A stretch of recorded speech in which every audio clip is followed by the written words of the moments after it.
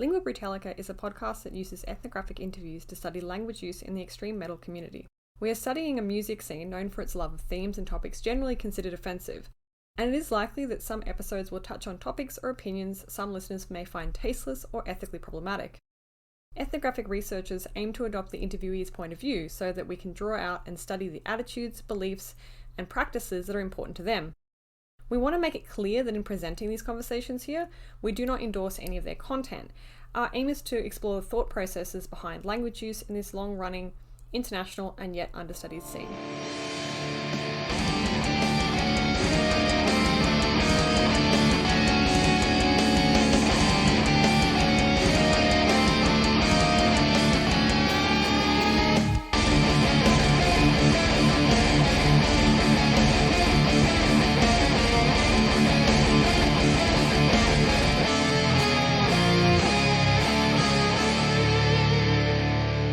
Hey everyone, and welcome back to Lingua Brutalica with me, Jess Crook, and my co-host, Wes Robertson. Hello. With us today is Simon Barr of Dawn Raid. Hi, Simon. Hey, how's it going? Good, good. Good. Thanks for chatting to us. Starting out as we generally do, could you give us a quick description of Dawn Raid's music for the unfamiliar listener? We are Dawn Raid from the UK, from the north of the UK. We are a black metal band. We have some folk elements as well, and some sort of dungeon synthy sort of elements. So we draw from some folk metal and sort of some of the fantasy black metal a little bit. But we are primarily known for being very vocally anarchist and anti-fascist, and all our songs are very political. So that's, I guess, realistically what we're known for.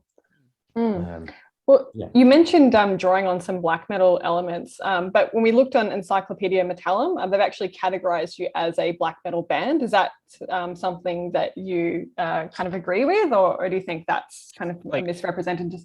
No surrounding fluff, right? Not like folk black metal, just straight up black metal. No adjectives.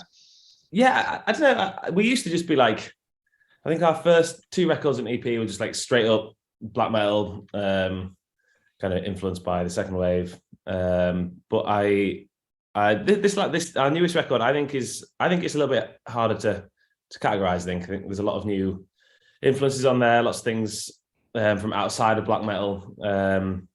So I'm kind of a bit more loose with the genre definition now. A lot of we get a lot of pushback for who we are from the far right. And one thing that is sort of levied against us is that we're not a true black metal band, or we don't somehow do it properly, which I just really, really don't care about. Like, we play the music that we play, that I think is good and I enjoy, and you can call it anything you fucking want. I don't give a fuck. I think we're a black metal band with some sort of folk influences as well, and some crust influences. Call it whatever you want. I guess it doesn't interest us that much. So you mentioned, crust, black metal, folk metal, etc. When you were first getting into metal, did you start with black metal? Like, how did you get into the genre that you currently play? Yeah, I grew up on listening to punk, and I started playing in like screamo and hardcore bands, which I don't know if it's the same for you guys, but especially in Europe, that stuff is huge, in like squat culture and like anarchist social centers and stuff. So very quickly, I got into the harsher end of like punk and screamo, which just naturally like fused with radical politics as well. To me, like the harsher side of screamo, like there's an overlap with black metal there, I think. Anyway, it's like tremolo guitar, blast beats, like it's all screamed vocals. So it kind of felt like a natural progression that, like, in my early 20s, I started getting quite heavily into black metal, some of the more like depressing side of it. I got into metal primarily through listening to black metal, actually. And the only metal I really like is like extreme metal, I think. So black metal, death metal, and some doom, I suppose. I don't think I've ever heard of a screamo to black metal pipeline before. Yeah, well, I don't know. Maybe I've pioneered the pipeline. I don't know. I think it's more. In the world I live in, it sort of seems there seems to be an overlap, but I guess everyone lives in their own little bubble, don't they? But so yeah, my understanding of it is it's all quite extreme, quite niche, quite lo-fi music. So it kind of made sense to me, but I don't know. So did you pay attention to like the lyrics of the black metal when you were getting into it? Like when did you develop a conception of like what makes extreme metal lyrics kind of particular to the genre? I must say, lyrics is probably I rarely pay that much attention to lyrics in black metal. I think a lot of the time because it has this very reverby, very far away, sort of washed out aesthetic. I find that a lot of black metal, the lyrics aren't the thing that jump out at me that much, which is probably why it's quite easy to get into this genre and find yourself listening to right-wing bands either inadvertently, or maybe you just find it easier to kind of switch off the knowledge of that. I think that's why it's a genre that's managed to sort of hide its fairly objectionable politics for such a long time, because it is buried beneath the surface for most bands, I think. So I must say, lyrically, the lyrics are probably the last priority for me in black metal, even though words and poetry and lyrics are some of the most important things to me in music, weirdly. But Well, how did this kind of complicated history, to like speak a bit more euphemistically, of like black metal kind of affect your conceptualization of like what made like, you know, black metal music and black metal lyrics? Sorry, repeat that question again. Sorry. Sorry, I should formulate it in a different way. What is it about like your experience kind of coming to recognize the kind of complex history of black metal music and lyricism that influenced your understanding of, you know, what makes for recognizably kind of black metal lyrics and I suppose associated musical style? So I got into the first black metal bands I was getting into, things like the first couple of Walls on the Throne Room albums. I was really into Woods of Desolation. Are they an Australian band? I think so. There's sort of that sort of like atmospheric, quite depressing sort of stuff, which is like, I guess, just about being miserable and nature and kind of like light fantasy sort of things. I also got really into like summoning, which I guess is just all about Lord of the Rings. So it all sort of I don't know, it all sort of made sense that was connected to loads of other types of music that I liked already. I suppose I kind of like sad music, and the fascination with like nature and escapism, I found really exciting. And while I wasn't naive to the some of the problems in this genre, it wasn't something I crashed into straight away. And for me, like black metal is it's singing about nature and forests and magic and general escapism, and that's what I really like, is that it entirely separates you from the sort of the super real and the sort of like the more banal sides of life, I guess. That's my understanding. It's escapism, I guess.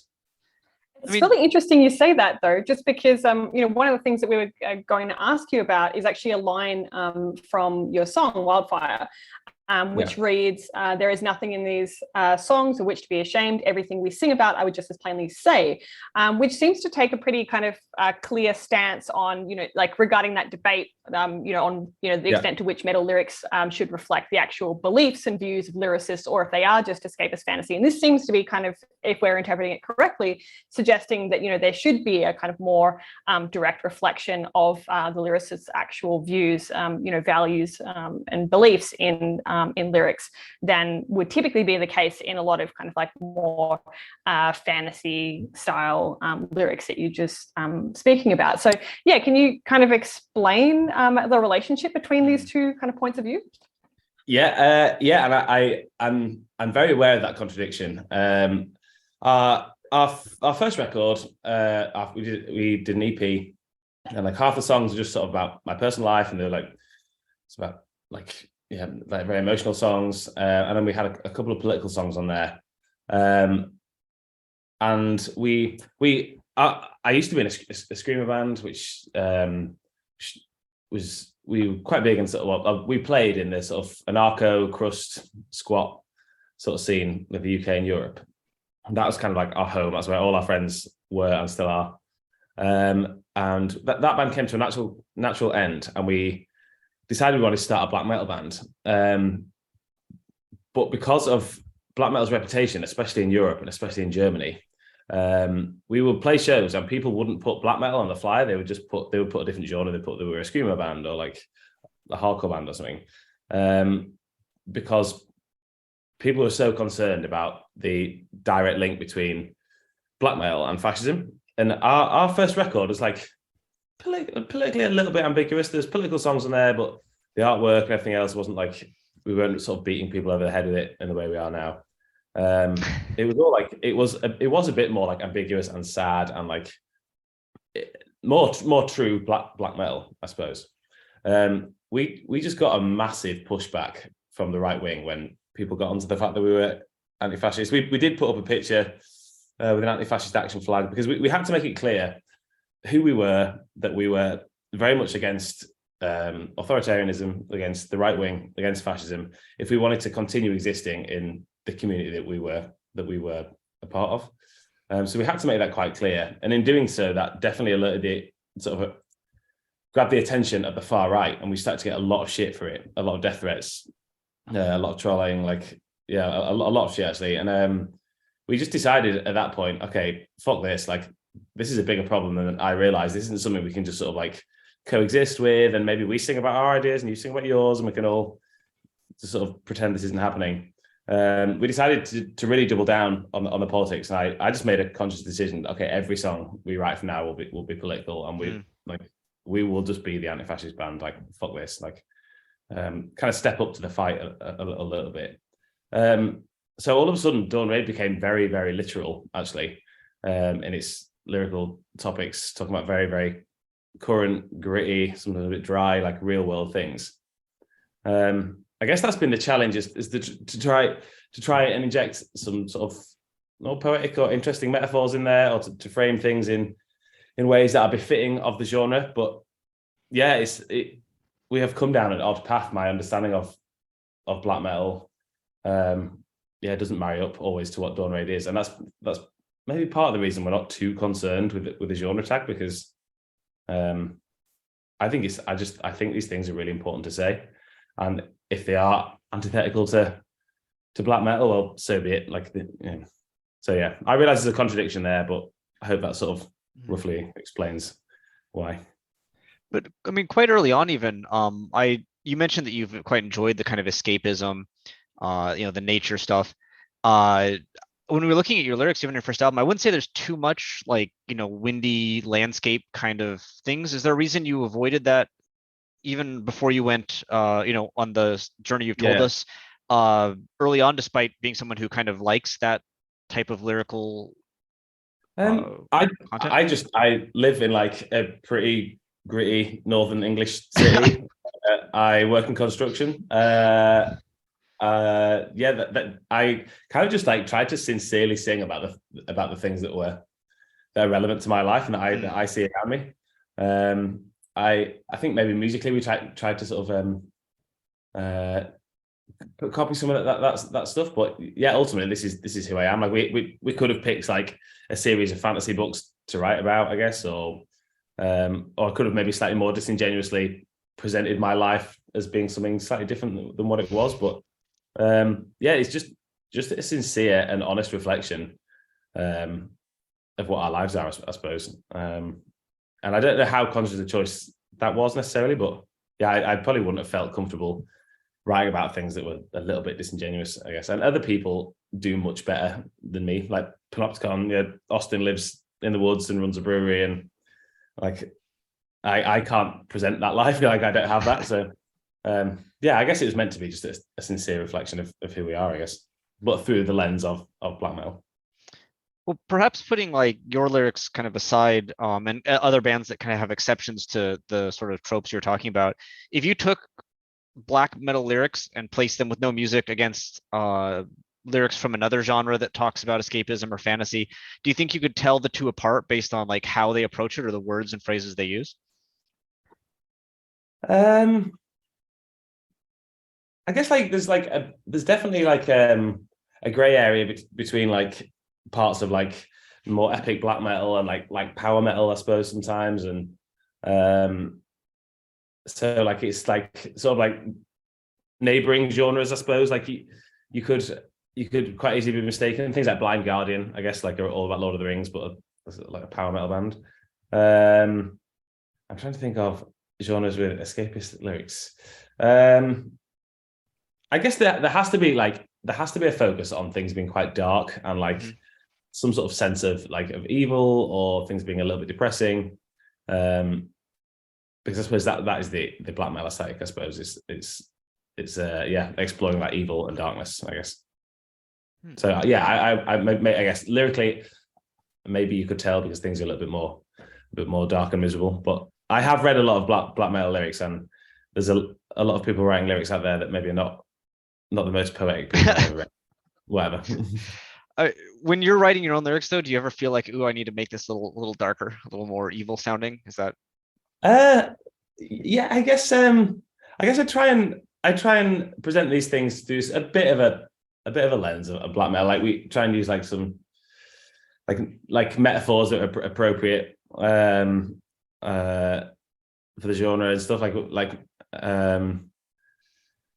but I think the things we sing about, I think the things we sing about are so fucking horrendous that I don't know how much worse you can make it sound. Like when children are washing up on beaches of Europe who've tried to flee conflict in the Middle East, like try as I might, there's not much spin I can put on that to make that any worse. Like that, these are like, I think these are it's almost like that the ontological argument for God, isn't it? It's like these things are more evil because they're real. You could sing about the most horrendous, terrifying, awful dragon in a castle ripping everybody to bits and blasting the world into flames, but ultimately the things we're singing about are real, and just by that in itself, even though these things are quite weirdly mundane and bureaucratic and banal, they are ultimately so much more evil because they're real. Yeah, so I fucking hell, I don't know what can you say about climate change which would make it worse. Fair point. I never considered it that way, but yeah, it makes sense. Yeah, for sure. Well, we did want to talk more about your kind of lyrical approach. So just in kind of like leading up to that, can you tell us anything about your lyric writing process? I find I have to read a lot to get myself into the right sort of frame of mind to be able to write. So I don't know if this affects it or not, but I work in construction and I'm sort of involved in sort of like very logical, physical, tactile problem solving all the time. And I work for myself, so I could just work forever. So I have to really put time aside to get into the right frame of mind and to be thinking in a certain way and to be focused and not have all the exterior stresses we all have of life. I have to really put time aside to try and really hone in on what I'm trying to do, which is something that's quite different to my day-to-day life. So it's not a frame of mind I would just naturally find myself in Monday to Friday. So I find I have spent a lot of time reading. I read a lot of poetry. I really like stuff like John Burnside, like T.S. Eliot, Sharon Olds, things like that. So I try and read a lot of poetry. And if I spend enough time sort of reading in the week, and I have something sort of quite pressing that I want to try and talk about, I guess a song will come out. And I'm not the most practiced writer, so I just find if I read enough and fill my head with poetry and sort of beautiful language, eventually something will come out. And sometimes things just sort of hit me on a walk into town. I'm quickly trying to write something down on my phone or a scrap of paper. So I don't have the most organized and the most professional approach to it, but I think if I read enough and fill my head with sort of quite beautiful and poetic things, I try and do a good job of copying it, I suppose, would be my process. Okay. So there's times where you sit down and kind of try to pound it out. There's also times where it's just kind of things popping in your head as you walk around. I think so, yeah. And I don't know how other people do, but I yeah, like little interesting lines that come to me, which I'll just keep a record of loads of little interesting lines, which I don't know. They'd be the more black metal sort of metaphors, like, will pop into my head. Oh, you could compare such and such to like various natural metaphors, or whatever. Or come to me, so I'll try and keep a list of like quite interesting lines I could use, and then sort of try and then build a poem around that as a central metaphor for something else, something political. I have done a writing retreat one time, like last summer. A couple of us went and stayed in like this old repurposed chapel in Wales. We had a week of just like reading and playing music and walking, and it was like, that was phenomenal. I think I wrote one of the lyrics I'm most proud of. But I think it was just because I had the time. There's no distractions. We didn't really have the internet, and I could just fully focus and just fully apply my brain to this one task. But yeah, I find working full time is so hard to make that time. I'm sure you guys find that. But yeah, I really have to put the effort into to really set that time aside, and that's the one thing that holds me back from writing more, I guess. No, I can sympathize with that. Yeah, working full time to limit the time we have for creativity. Yeah.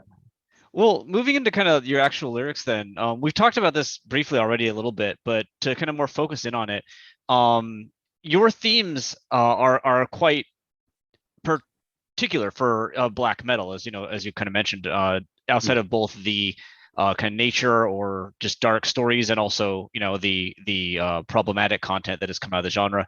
With Encyclopedia Metallum lists class struggle, revolution, anarchism, anti-fascism as themes core to your releases, and we've spoken with bands that have similar themes like Terminal Nation or Misery Index, but they're in kind of the thrash, grind, hardcore spaces, which kind of have that sort of history going all the way back to Napalm Death. But we haven't seen these really in black metal, maybe a little bit when we talk to Panopticon, but they're quite something that doesn't, black metal tends to present itself, obviously sometimes not really, but present itself as apolitical. How do these themes for you operate in the black metal space? Like when you chose black metal as your vehicle, you mentioned that part of it was that response, but just even before there was a backlash that you responded to, did you feel any kind of hesitation to be like a political black metal band or producing political content in the black metal genre instead of, say, thrash, grindcore, etc.? No, I probably just out of naivety. And this is just like a type of music I just sincerely really like.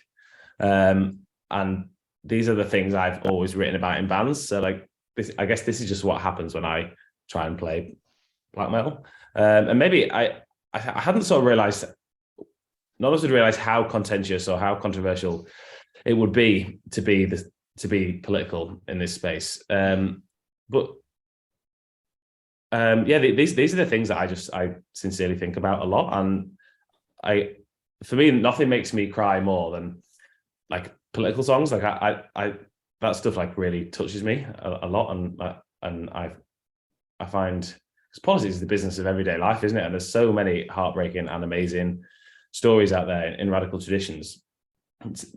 To me, if you're going to play incredibly emotional music, for me, there's nothing more emotional to write about than that.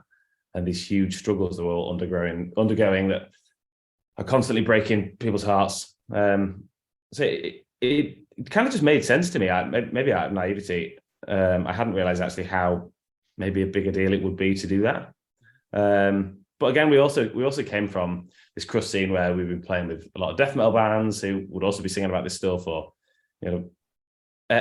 especially touring the DIY scene and the squat scene. Like every night you might have 4 bands and they all be different genres, but ultimately everyone's a radical. So I was just seeing lots of different people sing about these things in lots of different ways, and it just didn't seem like that big a deal to me. I was like, okay, well, this is the music I like, so these are the things I think, so I'm just going to sing about them. And yeah, I guess we get asked about it a lot, but like there's like I'm never going to outdo the classics. Like we don't need another Summoning. There is Summoning. All the second wave bands like produce some like unbelievable like genre changing records that I don't just want to be a copy of someone else's idea. I guess I've just tried to sincerely sing about the things I care about, and I didn't realize that was actually going to be seen as such a big deal. It's kind of interesting that you mentioned, like, sorry, this is just an off the dome question, but it's interesting that you kind of mentioned sincerity like quite a few times already. And the reason I'm kind of thinking about this or focusing in on that is because like a lot of research looking at like black metal as like a subculture and a music has talked about the importance of authenticity like in the genre. And it's really interesting to hear you talk about like the value of authenticity and sincerity, but in the context of that kind of motivating your, decision to write very political songs that are in otherwise very kind of contrasting with typical kind of black metal consciousness and interests. Are you like kind of cognizant of that at all, or? So this is fucking such an interesting topic, I think. Christian, whatever he's called, Val Vikernes from Burzum, came from a pretty upper middle class family, lived in a big city, recorded in a really, really expensive studio, even though he intentionally went for a very lo-fi sound, recorded in a very posh, expensive studio, is intentionally cryptic and dishonest about his political beliefs, and constantly does that, kind of obfuscate the things he actually believes. I struggle to find the sincerity in that. Marduk got caught. So an anti-fascist group released the sales records of a far-right organization, and 2 members of Marduk got caught buying white supremacist literature online. That came out and they denied it, and they said they hadn't done it and it was all a big mistake and it was a giant hoax to make them look bad, even though their credit card details and names and addresses were on these records. So they were proven to have been buying white supremacist literature, and they denied it. And they claim that their band is World War II themed only, and they aren't Nazis, even though they prove them. So they are. Yeah, obviously, like, Inquisition claimed not to be Nazis, and one of them's a fucking paedophile. And they were both been proven to be members of the American National Socialist movement. Like, all these fucking bands talk about sincerity. They're all fucking rich. They all live in fucking massive cities. They all record in really expensive studios, and they are all dishonest about being fucking Nazis. Like, I blow my mind. Like that. I don't want to wax lyrical about how wonderful we are, but I honestly, I would challenge you to find a band more sincere than Dawn Raid. I think I find that thing about sincerity is such a pose. Like it's so interesting. Like we said, our song Wildfire. Like everything we say, I fully believe and will back in any situation. I will gladly be pulled up on it. I'll gladly be questioned on all about politics. And if I'm ever wrong, which I'm sure I often am, if I'm ever wrong about things, I'm happy to change my opinion and retract things I've said and apologize, because I sincerely believe these things to be true. And I think if you are sincere about your beliefs, you should stand by them. And that is something we find incredibly lacking in black metal. So, quite ironically, it's a really interesting point. No, that's great. Thank you. Yeah. It's a really, really interesting point. It's something that we've been thinking about ourselves. So is the KVLT, cult kind of we are the true authentic evil thing? Is that, I guess, in your interpretation, is that sometimes then ironically like not authentic? Like that's sort of a front? I mean, this genre is mental, isn't it? Like, it's stupid music. Like, we like like dragons and evil and fucking stupid face paint and silly shaped guitars and like ridiculous artwork. And I love it. Like, I sincerely love it. And there's bands I love that I know I shouldn't listen to because they're right wing, and I can't help the emotional connection I think I have to some of those albums, even though I know I shouldn't. For all my bashing of this genre, I fucking love it, and I want to save it from itself sometime, maybe. I want to move away from the things that fucking detract from it. I think the cult and the evil and the theater is awesome. It's really exciting. Like, it's fucking badass, and you you feel cold when you listen to Immortal records. It's exciting.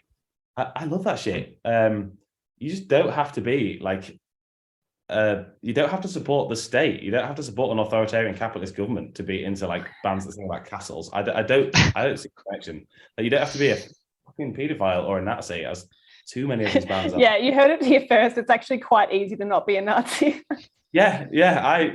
Jesus. But yeah, I sound like I'm bashing on it, and I'm constantly criticizing this show. And I'm not. I really love it, and I love the evil stuff. I love some of the really, really lo-fi, gross sounding bands, real gurgly, horrible vocals. Like, I love all that stuff. We don't need to use these songs to attack minorities or marginalized people. There's no connection there. I mean, we've talked about this actually with some other artists, but it's always been so weird to me that you know, black metal, you actually have any Nazis in it, given the fact that we're kind of literally making deviant art. Yeah, it would be if the politics that they supported, you know, took over, they wouldn't be allowed to, you know, they're not making the kind of art forms that were in a good spot. No, that wouldn't go well. Absolutely, it is mental. And also like the sort of anti-Christian thing, which then came to be sort of linked into like white Christian far right movements in the US as well, and like the whole politics, the right wing politics of this scene just doesn't make sense at all. Like, there's like a lot of misfits and people that find the current way of life objectionable and want something better and want to live a different, more imaginative, more interesting life. Like, we have so much to gain from radical politics and so much to lose with authoritarian politics if that is truly our outlook on life. Like, if we want a better, more beautiful, more interesting, more creative like life, Nazism doesn't offer any of that. And look at Nazi Germany, look at what they did to culture and academia and museums and art. Like, we have nothing to gain from that stuff. Well, it's kind of interesting you mentioned anti-Christian themes then, because I guess the one sort of theme in your lyrics that does kind of fit a black metal kind of trope in that way is that you do have a number of kind of religious sort of references in the 2017 album The Unlawful Assembly and 2019 Behold Sedition Plainsong. You have Emptiness Beneath Great Emptiness, which begins with all the wanting in the world won't bring your God to life. Like smoke and fog describes a bullet for the homophobic priest. Glibly, they allot us status. Our longing for acceptance is weaponized against us. And you have a number of religious references in title tracks like Fire Sermon and Salvation Right.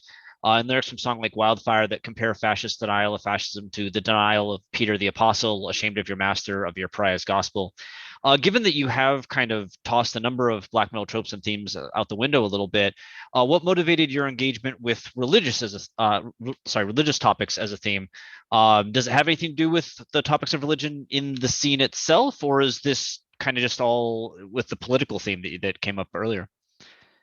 I think it depends on each one. I guess when I was young, I did get a bit into this sort of the atheism stuff. I quite quickly moved away from that when it became all about like attacking women and incredibly Islamophobic and stuff. But I was quite angry about religion when I was young for some actually like fairly concrete personal reasons, to go into. But I was very angry at religion for a long time. I still am a little bit. I think it's something is like worthy of criticism. I think Christianity or mainstream Christianity is just fucking abhorrent, and just as you think you've got over how angry you are about this, like another new fucking appalling thing happens just to dredge it all back up again. So I am angry about religion, and I have a lot of hatred for the church, especially especially the power structures within religion. So that's something we've talked about a lot, and I think like those things deserve criticism. I think especially on our newest record, there's a few other like religious sort of references as well, because like you also grow up in, whether you like it or not, I've grown up in a Christian country, like there's the songs you sing at school, and like these are the things you sort of learn about around you. So it's this odd thing where I don't believe in any of these stories at all, but they're all quite heavily embedded into my life and my childhood, and it's just some of the metaphors we use in language are sort of based on them. So I find it quite interesting to sort of try and talk about those and play with those a little bit. Wildfire was an attempt to compare the far right to Christianity, I guess, which I just think is quite I found that quite an amusing comparison. It's something I have a lot of anger about, and there's almost a point of crossover between us and maybe some of the second wave bands, until you realise, I think, to bring up this word again, like a lack of sincerity from some of the anti-Christian movements in black metal, because they had no interest in criticising the actual power structures of these religions. Like, I have worked for a guy recently who's Christian, and he's a really sincerely nice dude, and I find myself liking him despite him being a Christian. And we talked a bit about politics and our understandings of the world, and I realised that we both sort of see the world in a pretty similar way, albeit through like a different lens or a different framework. I think there's loads of good people involved in churches that do amazing work, especially, I don't know what it's like in Australia, but in the UK, there are a lot of groups that feed the homeless and that offer help to sex workers and English classes, and I'm sure those groups, it maybe be better if they didn't have the strings attached, but still there's a lot of people doing good work in Christianity. I have no problem with whoever you want to worship and whatever your beliefs are, and I have no evidence to say that any of it's true. It's not. You can view the world in any way you want, as long as in doing so you don't use that to then as a stick to beat somebody else with. And I think it's the power structures that I have a fucking problem with, is the businesses and the gangsters that run these churches that ruin our lives and ruin a lot of people's lives constantly still today, that like are the issue. And the second wave didn't grapple with that. They just turned crosses upside down and did things that they thought would be shocking in the press. And okay, admittedly they were teenagers, so I shouldn't go too hard on them, but like the anti-Christian stuff in black metal is often so surface level, and it's just cheap shock tactics to gain attention in the tabloid press, which I think does that idea a disservice, because there's so much to criticize it for. But it's the power structures that are the issue, not just the beautiful buildings or some of the good people inside them, but it is the power structures. And yeah, I think that's what black metal fails to grapple with. Well, it is interesting that, absolutely. Because it's interesting that you, like, on the one hand, like, you do engage in this kind of criticism of religion in your lyrics, but you also do write lyrics that are critical of others' criticism of religion as well. So, like, for instance, like, I thought of Blaze references a group of people, they hiding hatred behind a criticism of religion. And so how do you feel that these different kind of messages about religion work together within the context of your lyrics? Like, was it important to you to kind of create like a nuance in that conversation around religion regarding kind of like balancing valid criticism that you've just spoken about against like actual bigotry? Yeah, absolutely. I think liberal capitalist democracy tries to sell us everything in really simple, easy to understand binary stories. You have the good and you have the bad, depending on which side of the line you sit. And I don't think it's maybe this follows on from what I was saying before, but I don't think you can just say religion good, like religion bad, scientific thought good, because there's evils that have come from both camps. I think everything in life is just really fucking complex and nuanced. And especially in the sort of late stage of capitalism we are now, where we have just generations and generations of evil that just complicated things so much.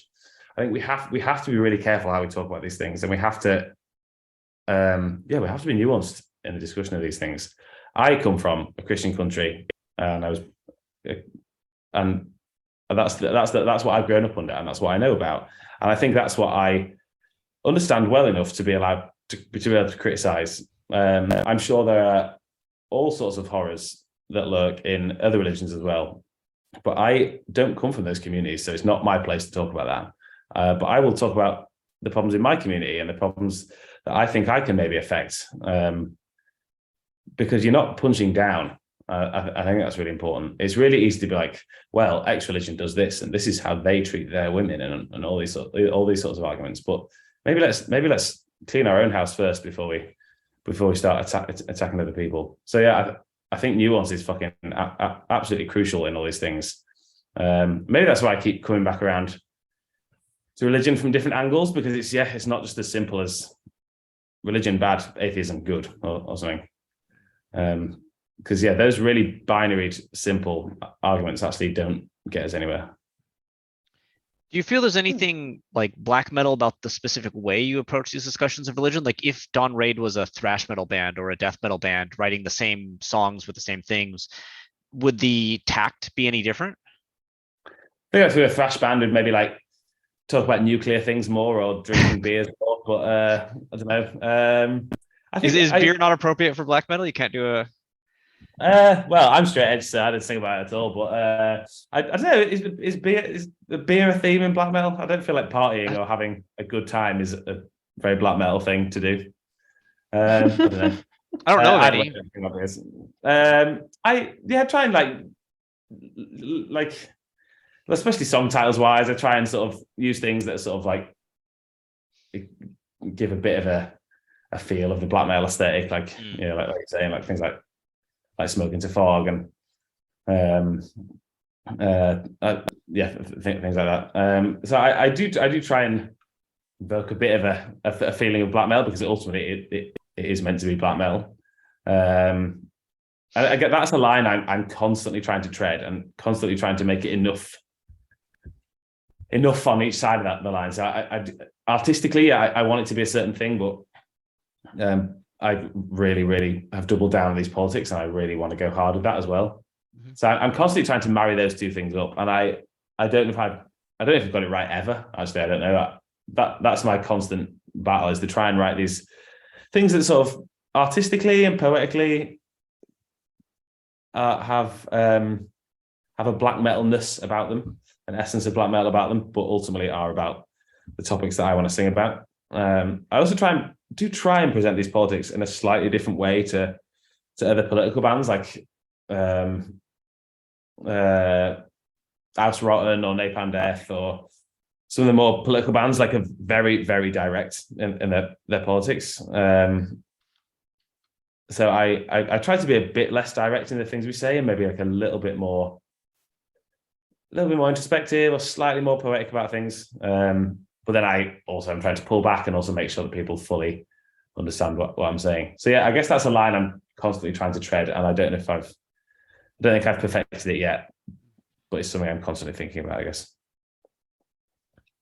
Well, like talking more about some of those, themes in your lyrics that, extend beyond the socio-political, we did see that like lyrics across like all of your 3 releases do, feature those kind of typical black metal themes that we talked about, of like, references to lands, forests, waters, rivers, trees, and animals. And it's interesting that quite often these motifs kind of appear in the context of destruction or loss. So for example, Salvation Rite describes the rivers turn to spite us by slowly feeding us poison. The sea spits at us debris on which it's slowly choking. One by one, the beasts and creatures resignedly turn to exit this plane, which every second is less worth the fight of saving. So what is the role? I thought that lyric, that was sick. Yeah, it's a good one, eh? Well, because I think this lyric is really kind of interesting and useful in highlighting what we were kind of thinking of as the relationship between the nature motifs and the socio-political things that we were talking about earlier. It seems like they kind of work together. Is that how you view it? Yeah, I think so. I think it's just the time we live in as well, isn't it? Like, can you sing about the forest and not acknowledge that the very forest you're singing about and rely on and would like to escape into are being fucking cut down at this unbelievable rate to the point where we will all die? Like, I don't know. I would struggle to write a song about the forest and not mention that, really. And these politics for me are only important and only worth the fight of saving because this world is because this world and the people and the animals in it are so beautiful and so good. Like that is the reason for me to fight for these things, and it's only for my love of the land, I think, or my love of human beings and animals, that I think this is actually worth bothering with, because it's so easy to give up every day, and it'd be so easy to be misanthropic. It'd be so easy to kill yourself, and it'd be so easy to just think, fuck this. This life is horrible, and we have made a fucking nightmare for ourselves every day. And there's nothing I can do about it, and everything sucks. It'd be so easy to fall into that trap. Apart from the fact that if we did win, like, it would be so worth it. Like, forests are so beautiful, so incredibly beautiful, and the healing powers of nature are so profound, and we have so much we can learn from animals, and there are so many beautiful people desperately trying to come to this country, fleeing a nightmare. People that are incredible.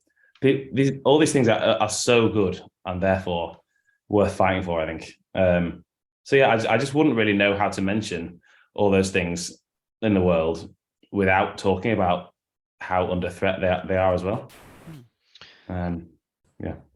Well, within these kind of themes of nature that come across, by far the most common image that we saw was lyrics about light and fire. So this is going to be a bit of a long list, but bear with me. So you have on the first album the song Fire Sermon. So right off the bat has lines, light the fires and gather the stones. The song Emptiness Beneath the Great Emptiness suggests we could happily burn the lot, let the fires burn as a signal. And the album ends with a song called A Thought Ablaze. Then on the second album, you have The Smell of Ancient Dust, which mentions the cleansing power of the burning street. Then Like Smoke into Fog has lines, to the officers that didn't pull the trigger yet find the guilt uncomfortable, tear off and burn that uniform or become equally culpable. And You Untouched by the Violence, blind to the mighty flames. 1,000 fires ignite from this, every cinder builds the furnace. And the next song, To All, To All, To All, states, our star burns constantly with unbearable fire. And then there's also a song called Until the Forge Goes Cold. Then on the newest album, you have the highest numbers of references to firelight on all of the albums, beginning with The Battle of Sudden Flame details stories like this launch 1,000 burning promises. Ancient Light describes we are ones of burning light. Then your third track is Inferno, and the song Requital that follows states, for all the extinguished flames, we will launch fresh fire. If I'm going to burn, then you are going to burn. In the shadow of the past, you have the lives we were all promised were always out of reach, now ablaze, already ashes blowing at our feet. And Freedom in Retrograde opens with, this body is only a host of the struggle's dancing flame. Your penultimate track is called Wildfire and has lines like run, like rats through a sewer, like roaches from torchlight. And then the last song, Go as Free Companions, begins with, here and there, the trees are firebrands, autumnal immolation. Does this sort of litany of fire references surprise you at all? Or were you aware of kind of your penchant for fire imagery? And building off that, why do you think you keep coming to discussions of flame and fire and ash and burning? Oh my God, I'm feeling a bit called out here. I didn't realize there were so fucking many things. I think it's like fire is this really powerful, neutral but like terrifying force that's just which I guess has underpinned our lives and civilization, I guess, but also like it's a big thing in like insurrectionary politics, I guess, like Molotovs and burning down factories and burning barricades in the street, all types of arson. But it's also like this. It's like a super. I think it's like this super timeless thing as well. And maybe I don't know if it's me romanticizing history or whatever, but it just feels like this mega timeless image. That as long as humans have had any sort of organization to their lives, I'm assuming there's probably been some sort of fire as a part of that. I think that's quite nice because for me I think my hope is that maybe it pulls you out of the immediate banality and powerlessness we all feel under capitalism, where you have absolutely no control over the world around you at all. Like you don't, a machine provides the heat for your house, and a machine helps you cook your food, and like machine drives you to work and keeps you warm. And we have so little agency and control over our own lives, but fire is something you can control, isn't it? Like it's this huge, crazy, very difficult to control force, like available to anybody and everybody. yes, I think it's just like, yeah, this really, really powerful and beautiful thing to talk about that also has this mega timelessness to it. And just ties very neatly in. I suppose maybe I feeling maybe I rely on it too much now. You've read all those out in one go, but I think it ties in quite nicely. Insurrectionary politics and radical politics, direct action, with the more traditional themes of black metal. I suppose, you know, like bands like Watain and stuff use a lot of fire breathing and pyro and all this sort of stuff. Yeah, so that is the answer. Yes. Yeah. You mentioned earlier. You mentioned earlier though that you like kind of how immortal and stuff like that makes you feel cold. Like when I think of black metal, there's lots of themes of like winter and the freezing. You don't seem to do that much at all though. Is there a reason you've avoided the opposite? Yeah, I don't know really. I don't know. I don't live in a particularly cold place. Live in a pretty mild, like mediocre country. So yeah, I guess it's just not really an experience I have. You know, I've never like done any of the cool winter sports like skiing or anything like that. It's not something I just have any real understanding of. It just isn't a part of my life, I guess. Things like fire, which I do see in black metal a lot still, like is something I maybe have more understanding of. Does it come back to that kind of question of authenticity then? Like winter isn't authentic in a way for your perspective? Yeah, and it's not, and not not as much of a conscious decision as that sounds, but like I haven't thought, okay, I mustn't sing about this because it's not my lived experience. But more I just genuinely try and write about things that are real to me, and subconsciously you end up falling into similar tropes, don't you? Because my life is only so exciting. I've written like 50 songs now or something. So just generally just try and write about things that I know, because when you write about the things that you know about, that's when you're going to be at your best, aren't you? Like if you can write about things that you sincerely understand, I think. Well, this might lead in nicely to our next question, because something that we found in your lyrics that was relatively unusual for us was occasional references to love that appeared about, 1 or 2 times per album, so on like 1 or 2 songs. So, for example, Future Perfect Conditional includes the lines, to avoid love, to remain unheartbroken, to leave a dream unchased, a constant yearning to be safe, to be loved, and your love will never be meaningful. How can your heart ever be trusted? And then the song Island of Cannibal Horses ends with, there is nothing that fights harder than love. The song A Stone's Throw asks, tell me what you know of love. I'll show you what we mean by hate. And then finally, Go as Free Companions encourages one to go for the love of going, you the still unafraid of love. So we thought it was interesting to actually see, quite a lot of references to love in your lyrics relative to the lyrics that we typically consume within this genre. And when we've talked in the past about themes that are most difficult to integrate into metal lyrics, a lot of lyricists have suggested that love is probably the most kind of difficult kind of concept or idea to integrate into metal lyrics, across different subgenres. And I was just wondering, is this your experience? Did you find it difficult to integrate references to love in a genre that's more well known for the opposite? Or is this just, again, part of that lived experience that you said you bring to your lyric writing?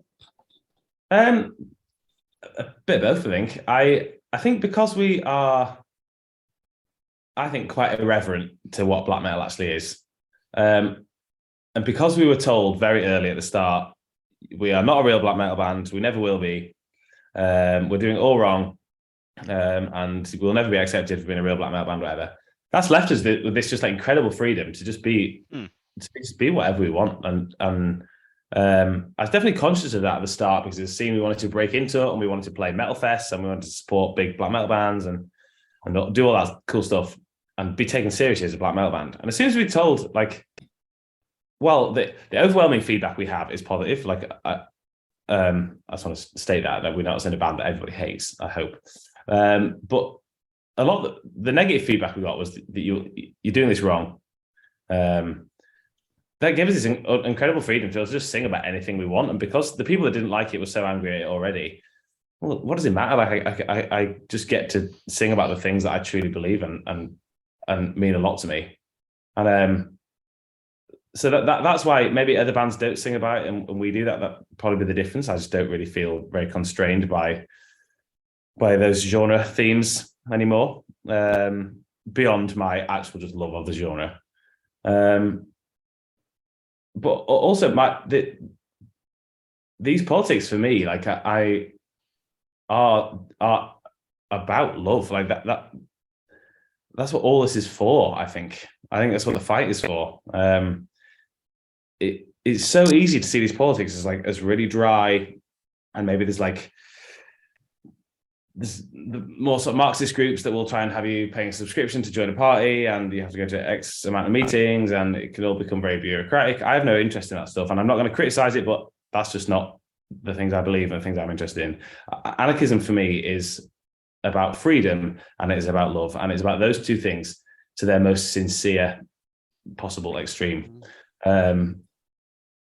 Is like I was saying before, it's only because people are so good and beautiful that they are worth fighting for. And it's only because I think I've experienced love in this world and of lots of different types of people, and been lucky enough to go, especially mostly with this band, go around the world and meet different types of people and see different landscapes and see what the world looks like in different places.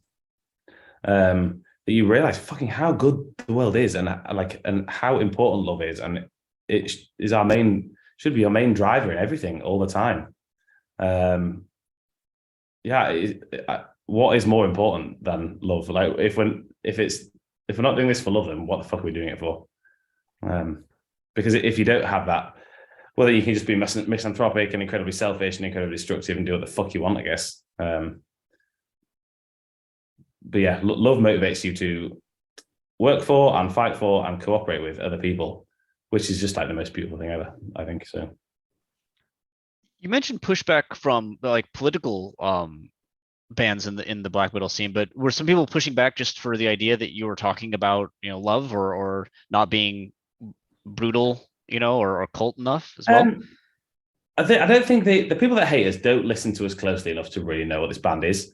I think they just see, the word Antifa attached to it. And we did our most recent video. I kind of went out of my way to we have people holding up signs saying support anti-fascism, support trans rights, things that I knew would be contentious but also important to be provocative and to try and get a reaction at the right wing, which has worked.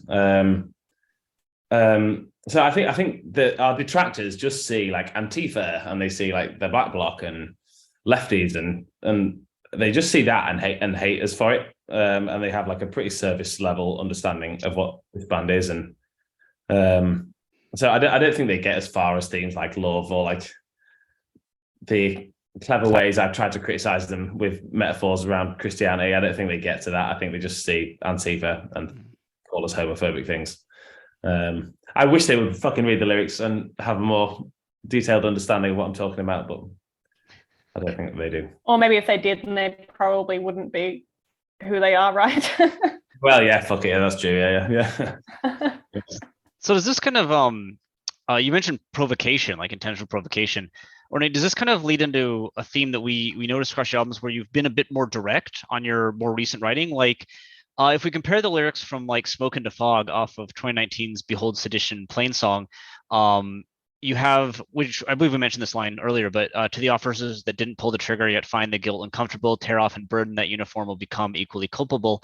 But in the more later Battle of Sudden Flame from the most recent release, you say, fuck every copper that ever took a wage, every blue bastard with his baton raised, a beast that even his master hates, only a coward fights for the state. Is this sort of trend towards more direct and uncompromising forms of expression something that you intended, or is something that you've kind of evolved towards, as you mentioned, or is it just something that's kind of developed in your style, perhaps under the surface? Okay, as a point of information about those two songs, if you quit the police, I fucking hate the police, every single copper. If you take off that uniform and quit, you're not a copper anymore, so I have no problem with you. But if you wear that uniform, you represent that institution. I really think in 2023, if we're honest with ourselves, we can look at the police force. And I think if we were to do an empirical study of it and look at the statistics, I think it would be very, very, very reasonable to say that the police is not a force for good in the world. I think the amount of harm they do in every possible sphere of life, I really don't think it's a shocking or radical or very out there thing to say that the police make the world worse. So I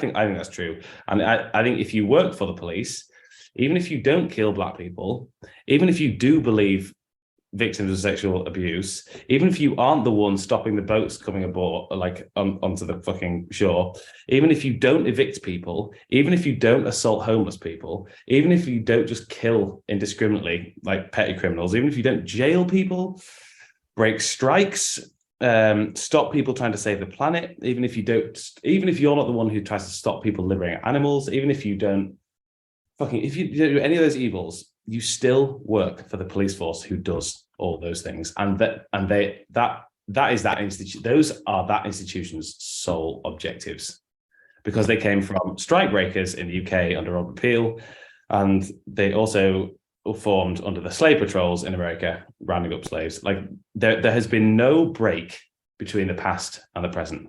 Like that, people think there is, and there hasn't. They're the same institutions.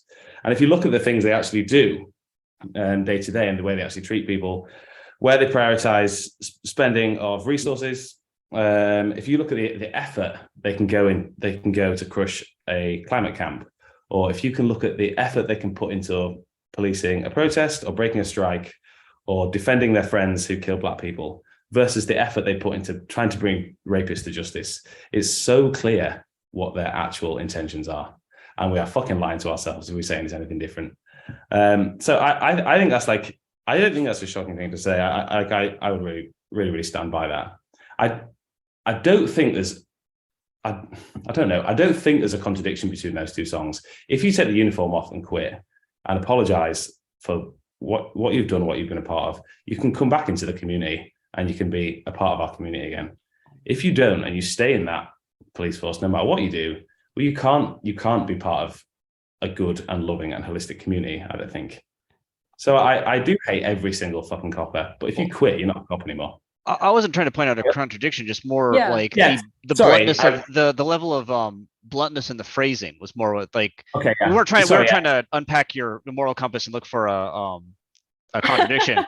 We're literally just linguists. We're focusing on the. I've answered the wrong question here. Yeah. Okay. So there's a difference in those two statements, not in terms of their meaning or a clash in ideologies, but a clash in how direct the phrasing is and the direct the attack is, right? Wondering, have you felt yourself becoming more blunt in the way you're phrasing things or taking that kind of, you mentioned, putting things in your video to provoke. Have you felt yourself moving towards a more provocative stance in the way that you use language and approach your writing? Yes. Okay. Sorry. I got myself sidetracked there. Yeah, I think so. I think that first song was intentionally as blunt as I could make it. It was a story. It's just a story about a kid being battered by the police, an innocent kid being battered by the police, and it just felt appropriate to really to be really fucking honest about what I think about the people that do that. So actually, a kid who had special educational needs got battered by the police, and I couldn't think of a more fitting end to that song than to be so blunt and so brutal about what I think about them. Still doesn't compare to the brutality that they showed that child. But that was my point, was to end this. I tried to be a bit poetic in the way I wrote that song, and like a little bit like it's meant to be a bit of a folk song, just lyrically, even though it's a heavy metal song stylistically. And it's meant to be telling the story of a kid, a story that will be forgotten because it wasn't really reported on. And I think that's the job of folk music, is to preserve radical histories and stories of working people. So that was the intention of that song. But I just felt I quite enjoyed the sort of the stark change at the end, where all of a sudden it's just incredibly direct. I quite enjoyed that, because people like me, fucking straight white cis dudes who have a job and live in a rich country, I can stroke my chin and we can all like discuss the finer points of these politics all the time. But ultimately, like, yeah, these are real stories. Actually, these aren't just like things for me to write songs and poems about. These are real things that are happening. So I do try and do those. I've tried to do that justice a little bit, by really calling it what it was. And I also can't write the same song too many times. I don't want to just write the same thing over and over and over. Trying to find new ways to convince people of these ideas as well, and new ways to say these things that might land with people, and people might make people see things differently. And yeah, I guess every album we're sort of more and more leaning into being this like very militant political band. And we're constantly finding where the line is of what we can say, what we can get away with. Yeah, I don't mean to be controversial for controversy's sake, because if we did, there'd be much fucking wilder things we could say, and we could have gone a lot harder. That was our intention. Yeah, sometimes I think you just in life you also just have to be direct and blunt about things. There's a time for poeticism, and there's a time for whimsy, and there's a time to be like, fuck this sucks. I'm like, this is how it is. So yeah, I guess I'm always trying to find that balance. Yeah, I'm definitely not any less angry this year than I was when I wrote the previous album. So, well, you mentioned earlier that you're often inspired by like the poetry that you've read, and that's like part of your writing process. But you've said that like you don't always like engage with like poetic language like in your lyric writing. Like at least it's not really reflected in a direct way that we could obviously see. And we're wondering like how do you see the influence of like those poetic works kind of being represented in your lyric writing then, if you do tend to engage in this very kind of straightforward and direct style of language? I guess I'm always trying to, I don't know if I've ever got this entirely right. I'm always trying to find the line between trying to be, I don't think poetic's the right word really, because I'm not a poet, but poetic. I'm trying to be poetic enough to make it interesting, and also because it can't be too direct in black metal. I think there has to be some imagination and some sort of visual metaphor, and some of those themes have to be present. So I'm always trying to like tread the line between that, but and also say the things I actually think. While I read a lot of poetry, I will never be as good a writer as those people that I mentioned before. But I do think if you read things by incredibly smart, incredibly good writers, and then try and write something yourself, you might not do I might not do the most fantastic job ever, but I'm definitely improved by reading like very great poets, I think, even though I'm not writing anything as poetic as them. I think we've got a couple of I've used like the still point on our first record as a T.S. Eliot reference. There's been like a couple of W.H. Auden references, I think. So I've tried to like sneak in a few of those here and there as little homages. But yeah, I'm the songs aren't poems. They are political songs, agitprop. But I do think my writing is benefited by reading things that are incredibly poetic, because I just hope a little bit of that rubs off on me. Mm-hmm. Well, one of the kind of sometimes unintentional consequences of using like very erudite language, particularly in a genre like black metal, is that the lyrics are frequently kind of inaccessible to listeners and readers who aren't already familiar with the obscure and like archaic terminology that a lot of lyricists favor, particularly if they're not primary speakers of the language that the lyricist is writing in. And so we're wondering, like, is accessibility a consideration for you at all when you write in this straightforward style, or is it just more born from, like, as you said, like wanting to communicate ideas that are important to you in a direct way? I'm going to hop on this. Like, is how do you balance poeticism with a message that you clearly want to convey to people? Oh, man, if I could distill that formula, I would be laughing. That's something I'm constantly trying to work out myself, honestly. I don't know, and I don't know if I always do the best job of it. But I just there's hardcore bands and grindcore bands and whatever else that are incredibly direct in the things they say. And where there's absolutely no ambiguity at all. But we're not that genre. I feel like can't be quite that direct. And there's already been, House Rotten and Napalm Death, and Crass and whoever else. There's already been those bands. So I've got to try and find my own way of talking about this. I also think we have a slightly different crowd to those bands. Like, this isn't music where everybody tries to grab the mic, or there's not really a party atmosphere at our shows. They're maybe a little bit more pensive, like a little bit more somber. To try and write lyrics that are suiting of that style. But that's constantly a battle of trying to be like a little bit interesting, a little bit poetic, but never. I really don't want to obscure the meaning too much, because the point of this band is to agitate and to spread the ideas of anarchism and to push revolution. So I don't know. That's a balance I'm always trying to find all the time, and I don't know if I've quite got it right yet. But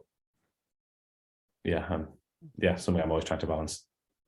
Well, speaking of kind of agitation, another interesting shift we observed in your language use across the records is that there's been a dramatic uptick in the amount of swearing that you do. So on the first album, there's not a single swear word across any of the lyrics we could find. On the second album, you have one fuck in the line, "We fucked the land" from "Until the Forge Goes Cold." And then suddenly on your latest release, there are 7 fucks, 4 of which appear in the first 2 songs, 2 instances of bastard or bastards, and 1 case of piss. Could you explain this shift? What happened that, like in this interview, you've sworn a few times. You're clearly not someone who's against using it in their day-to-day life, but why did you go from none to, quite not the most we've ever seen, but quite a frequency of swearing?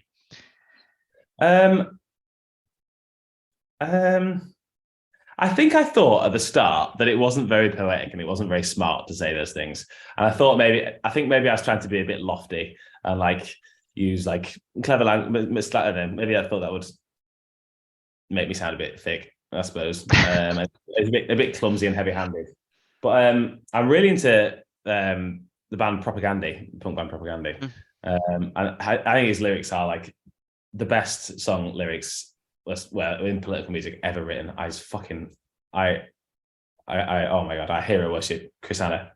And he swears quite a lot. And I noticed that, and I thought he says like incredibly smart things in incredibly blunt ways. And I found that to be so much more effective, because it was so unpretentious and so sincere and so real, but also so smart, that he just is so much more impactful. I really don't like the ideas of like politeness and civility. I think those are just things that are created in sort of Victorian England to try and differentiate between the colonizer and the colonized. I think that those sorts of politeness things I have no real interest in. I realize there is a time when it's not appropriate to be crude, and there's certain topics that aren't appropriate in certain situations.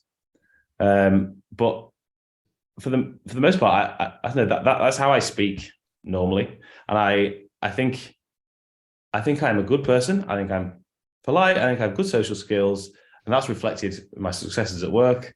And I think I'm a nice person, and I also use some profane language. And I think if you judge me as like an impolite or unpleasant person, despite all my other behaviors, you judge me negatively just because of the use of a couple of words, then I think you have like a really childlike understanding of how to judge people and of social skills. So I think it's like an irrelevance. Like, we're all adults, aren't we? Like we know what these words mean. And I also think that it's really impactful language, isn't it? Like fuck and shit. Like it's really impactful, blunt language, which is really cathartic to say. And it's like, I just think societally it also signifies a what's the word? It says that. It says you're trying to be impactful and shocking and direct. And I think we all understand that those mechanisms. And I also think some of the things we're singing about are fucked up. No, we're singing about some really awful things, which is deserving of like some quite heavy-handed language sometimes. I think there's an intent. Partly, there's also an intention to be a little bit poetic and a little bit whimsical and talk about love and beautiful things, and also talk in very blunt and slightly crude ways sometimes, because I'm not trying to be saccharine, or like I'm not trying to buy into some sort of politeness or civility. I'm not looking for the approval of people who don't like that language. I've no interest in civility politics, I guess. Do you feel like the most recent album, then, the way that the lyrics are written most closely out of all your albums reflects the way that you would use language in like just when talking to somebody? I think so, yeah. At the start I was very self-conscious because we were really trying to be like this real, true black metal band, and we felt we had to make a name for ourselves. And first 3 records, 2 albums and EP, like a quite straightforward, like fairly middle of the road black metal. Especially the first 2 records, I tried to be a bit more black metal in my language. But this album especially, just like I just don't really care about that anymore. Like people either know what Dawn Raid is, or they you either know what Dawn Raid is and you're okay with it, or you know what Dawn Raid is and you hate it. I don't really care. I'm no interest in being a true black metal band. I'm no interest in being seen as a valid version of any particular genre. All I can do is write music as myself to my best ability about the things I know. If you don't like that, I'm kind of fine with it, I think. Maybe that's just come with age as I've got a bit older, that I feel less of a need to impress people. And I think actually maybe just being more real and being more sincere probably comes across a bit better than trying to be a bit affected, I guess.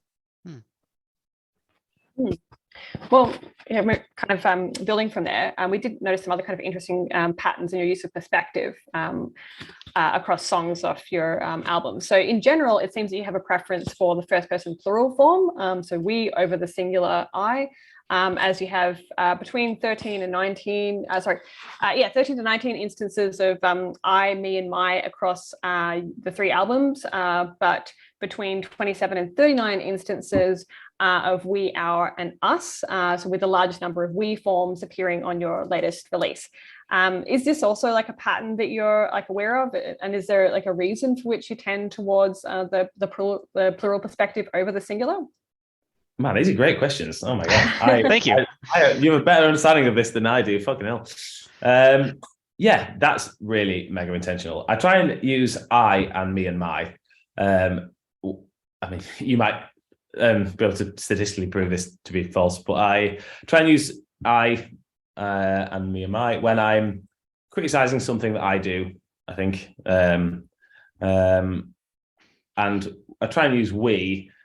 I don't know how effectively I do this, but I do try and use we for things that are good and like, because I really don't want to be this preachy band that has all the answers and you should do this and you should do this and you should think these things and this is how you could be there, because I'm a long way off perfect as anyone else is. I have tried to read about some of these ideas, and I do my best with activism and stuff to try and actualize the things I talk about and make good on the things I talk about. I don't get that right all the time. I get it wrong a lot. I'm still learning all the time. Like my politics has developed just within the duration of this band. To my best, the best of my ability, I try and talk about things which I do think are true and are right. But I only got into anarcho-nihilism in the last couple of years, and then that's what this record has been about, and I've not sung about that in the past. So I'm always learning and always trying to find like the right way to approach these struggles. But I really don't want to be like preachy in any way. Like I have all the answers, and you should do this, and you should believe these things. And I think our greatest power is working together. I think, and anarchism really teaches that. I think that we don't follow celebrities or figureheads or leaders. That our strength is in our collective power.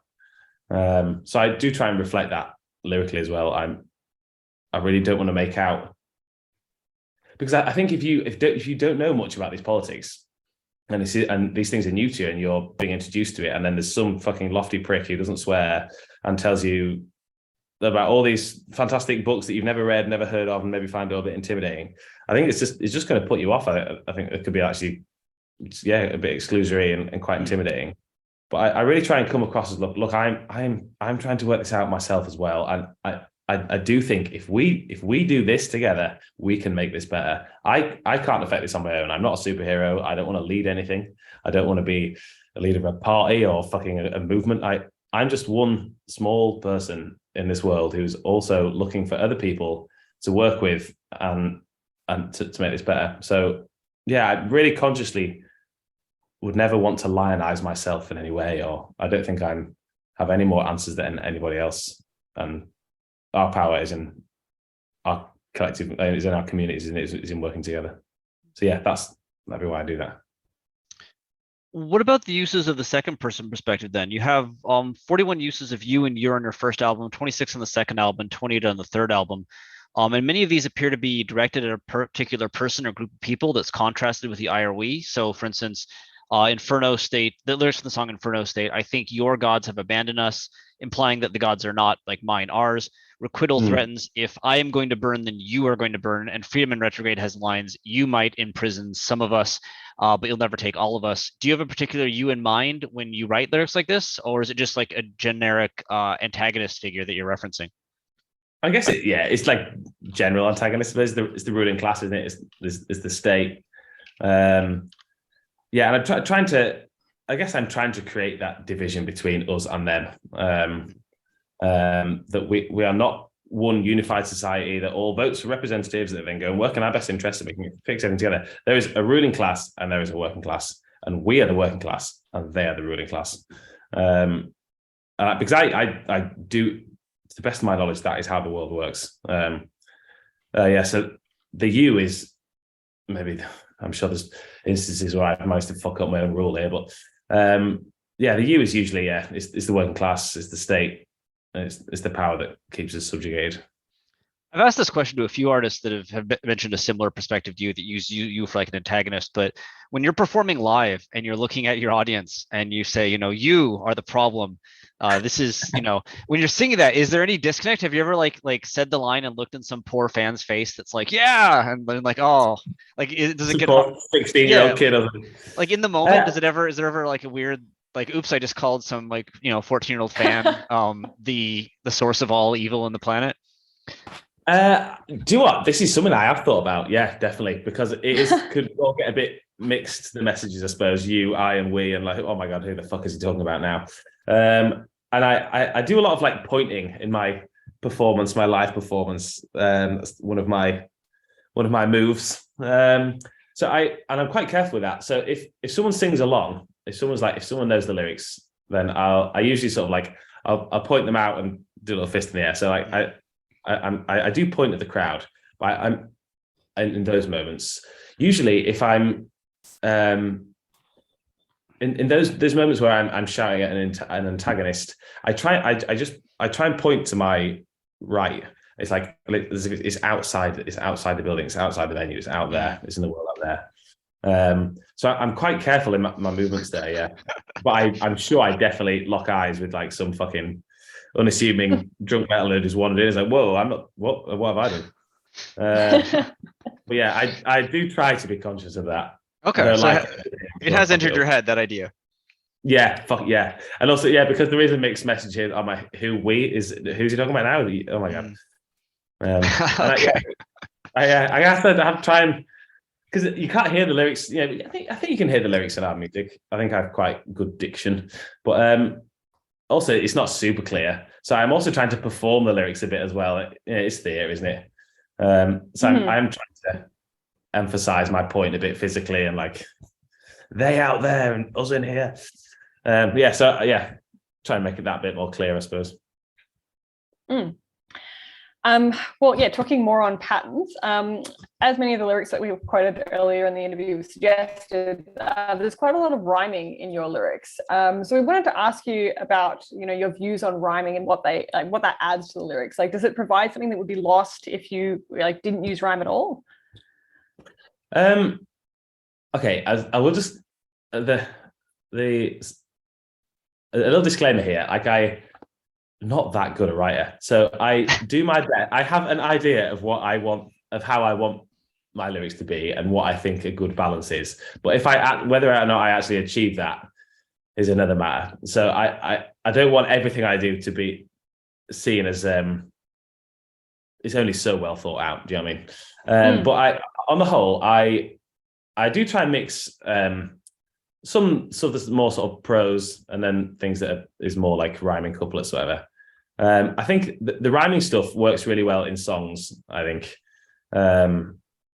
because it's got a rhythm to it and it's catchier, and that's a good song technique. But I'm also trying to write things that have a little bit of depth and a little bit of seriousness and a poeticism to it. So I don't want it all to be rhyming, because I think I would lose some of them. I'd lose some of the profundity and some of the meaning if everything was just fucking these cheap rhyming couplets all the time. I think Battle Sudden Flames probably a good example of that, where I don't think it rhymes at all until the end, or not much. Because initially I'm just trying to tell the story of this kid who was battered by the police, and I'm trying to tell it in a way that does that story justice. Now, once the story is told, at the end is my simple understanding of the situation, which is fuck every copper that ever took a wage. And that bit rhymes, is quite tight in its rhyming there. And that's the bit at the end that's the end of the song. It's musical. It's the head banging, pump your fist in the air. Like it's sort of it's like the payoff at the end. It's the musical payoff at the end. Mm-hmm. So yeah, I try and have a mix of things that are like as well written as I can do anyway, like well written and where the meaning is the most important, and that is the focus. But then mix in elements of musicality and try and make it a bit catchy as well. So I do try and marry those two things up. I don't know how effectively, but yeah, that's what I try and do.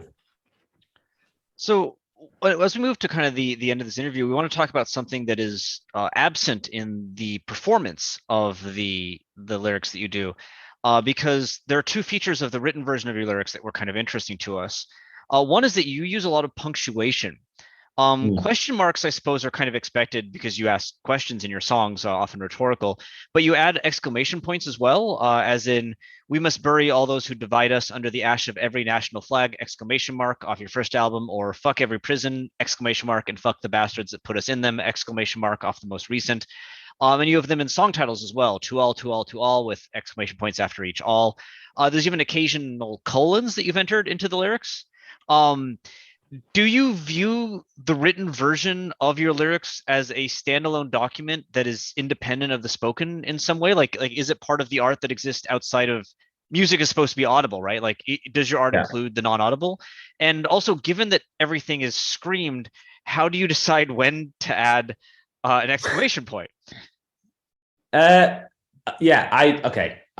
I do see the lyrics as something separate that I want people to read, because I think you can hear what I'm saying. I think my pronunciation for black metal is fairly clear, but ultimately is screaming, isn't it? Like it's fucking stupid. So you're not going to hear every word. It's like it's a bad way to deliver lyrics. So yeah, the written lyrics are meant to be read separately. I also write them separate to the songs. So Fabian, our guitarist, writes the songs and the song structures, and I will write I'll try and write 10 songs independently of him. It's sort of in poem. I don't want to call them poems because I'm not that good a writer, but kind of as poems, just like there's a standalone things. So yeah, I write them separately, which is probably where a lot of that comes from. But yeah, there's a certain way I want people to read them. Maybe it's this subconscious thing of trying to be a bit lofty. I don't know. I hope not. But yeah, there's a certain way I want people to read them. The to all thing is that title comes from the first line of the last communication from the Kronstadt rebellion in Russia in the early 1920s, just before they were all massacred by the Russian government. So, and they knew they were besieged in the town of Kronstadt, and they knew that the Trotsky and Leninist government was about to come and wipe them all out because they refused to back down on their revolutionary ideals. So they sent out one last communique to the town Petrograd nearby, and it was headed to all. And I fucking love that. Like I just think it's so beautiful. Like to all everybody. Like we are all together in this. Please, like we have to do this. And then they were just all killed. And I think it's like, oh my God, I that's my favorite like thing ever to that total thing. So that's what that was. I'm pretty sure the exclamation marks were already in it. Mm-hmm. Anyway, I want people to read them separately, I guess. What was the other part of the question? I guess how do you decide where to put an exclamation point, given that, I mean, you could be, I guess arguably, given the things that you're saying and the energy behind them, everything could have an exclamation point after it. That's true. Yeah, I guess I've got to try and create some sort of dynamics in it. I think that the fuck every prison and fuck the bastards that put us in them. That bit, there's a pause after fuck every prison, which is in the song, which is kind of intentional, like a musical pause. I don't sing for a couple of bars, and because I just wanted that to sink in. Like, so we have this quite sort of like, that's the sort of lyrically sort of softer song on the record. It's a lot about love and a bit more whimsical. But I never want to separate the two ideas too much, because they're absolutely like inextricable. They're absolutely linked. So while that song is about love, it's not like there's the good anarchism about love and the bad anarchism about fighting. They're all the same thing. So that, I guess, that exclamation mark puts I guess my intention was that puts the pause in that you hear in the song. Again, I'm probably not the best writer. I'm sure my grammar is probably a bit of a mess, but it's just my best attempt at that, I suppose. Well, the second kind of writing focus question we had then is, and this, like, if the answer is this is just because you're located in the UK, fine, that's it. But we just want to ask on the possibility. So there are cases of British English features in your lyrics. We mentioned copper earlier for cop. You have jailers spelled GAOLERS, and you write words like realization with an S. So again, if that's just because that's how you write, cool. We just wanted to check. But we have talked to bands in Australia that avoid features of Australian English. We've talked to bands in Asia that don't use the local languages at all. And I'd say that broadly speaking, there does seem to be a trend towards like using American standards for international metal language. Like if you looked up a random European metal band's lyrics, I'm guessing the spellings would probably more fit the US ones. And of course, again, possibly just a consequence of that's what the labels are, that's what the people publishing the lyrics are. But is the maintenance of UK spellings and even inclusion of British terminology intentional in a way that goes beyond just you are in the UK? Yeah, there is a bit. I think there's a bit of, I probably have semi-subconsciously have a bit of a pushback against the Americanization of English, because this is who I am. This is where I live. This is how I talk. I'm not in like a nationalist sort of like wrapped in a flag sort of way about it, but this is who I am. This is my voice and how I talk, and I'm not American. This band's from the UK, and I love this country. I fucking hate the state, but I love this. I love the land. I love this country. I love the folk traditions of this country. So things like copper, I was infuriated during the Black Lives Matter uprising in America. I saw someone say that white people saying ACAB was cultural appropriation because ACAB had come from hip hop. While it's incredibly common in hip hop, all coppers are bastards came from Yorkshire, where I'm from, in England, during the miners' strikes, because it was people would get it tattooed on the hands or on the knuckles, the 4 dots on your knuckles, or ACAB on your knuckles, and the excuse was when you're in prison, if you were pulled on it, it was always carry a Bible. That's what people would say it was, but. So yeah, I was quite cross about that, because that's like this weird Americanization of language, which I'm sure there's some sort of like colonial understanding of that as well. I know England's colonial past is about I'm not going to defend England on that, but these are constant changes, aren't they? And I'm proud of that. I'm proud to be from Yorkshire. I'm proud to be from, my family's involved in the like generations before me were involved in those minor communities, and those strikes were like something I was told about as a kid. The minor strikes. So that's the original phrase. All coppers are bastards. So yeah, I just don't want that to be lost, because I also think if you lose that connection, we lose a lot there. If if you fail to see the connection between the striking miners in Yorkshire and the uprising in America, we can't win, because we're all on the same side. And the people that broke the strikes and battered people in Yorkshire, that's the same evil that kills Black people in America, with the same intention, which is the absolute crushing of the working class. And they have to scapegoat, and they have to scapegoat somebody, and they have to crush the workers. And if we lose that, then, and we are so divided that we don't see that we're all fighting on the same side, and a lot is lost. So that was the intention of the coppers bit. Again, yeah, the jail thing, like, I really, maybe someone could psychoanalyze this and call me out on it, but I really don't think it was any sort of like nationalist thing, because I'm not proud to be English or from the UK, but I'm proud to be from Yorkshire, which is, a part of the UK. So that's what my family's from, and where a lot of my colloquial language comes from. I'm proud of that, and I think it's okay to love the land, and it's okay to love the people that live on it, and it's okay to love the folk traditions that come from that. If you hate the state and you hate the power that subjugates you. So I think that's really important. I don't really like the Americanization of everything all the time, because I think diversity and all these little colloquialisms are interesting, aren't they? I think. Yeah. You have to put a note when you send the lyrics, like don't change spelling. Stop putting Z's in things. Jesus, spell an S. I'm honestly not that arsed. I don't. If prosthetic spell checks everything as our label and put Z's in everything, fuck it out. Yeah, I don't care.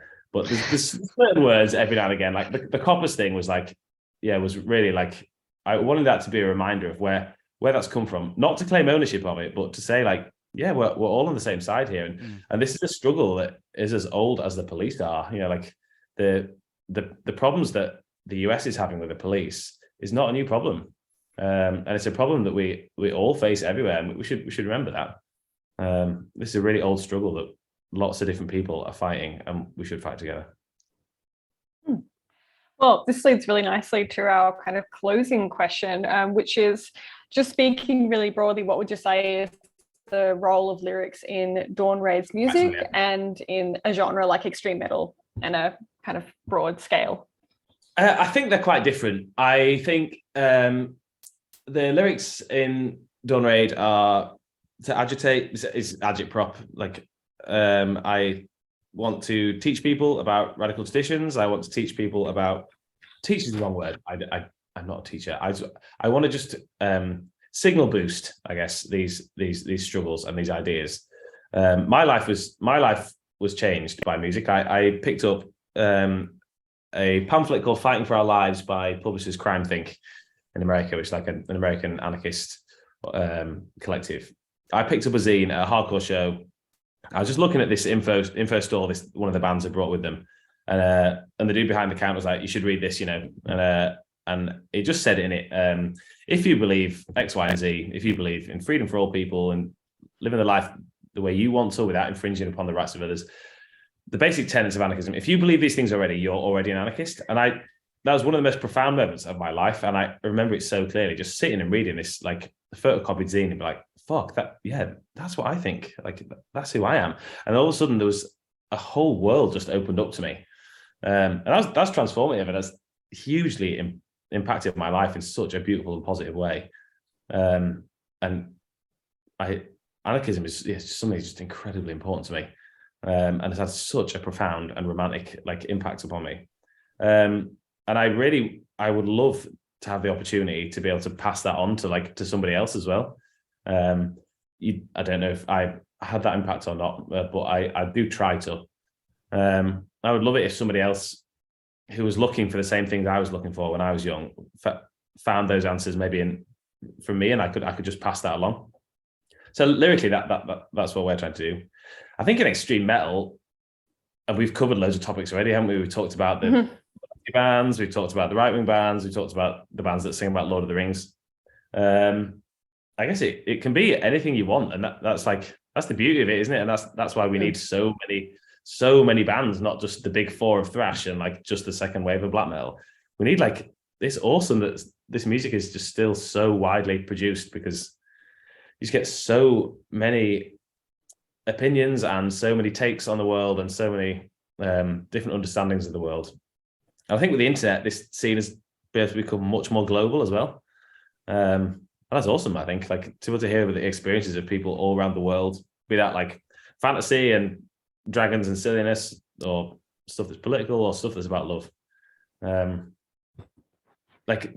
I always think the genre constraints, the genre title shouldn't be a constraint. It should just be a loose way of describing a sound of music. It shouldn't be a set of rules that you have to follow.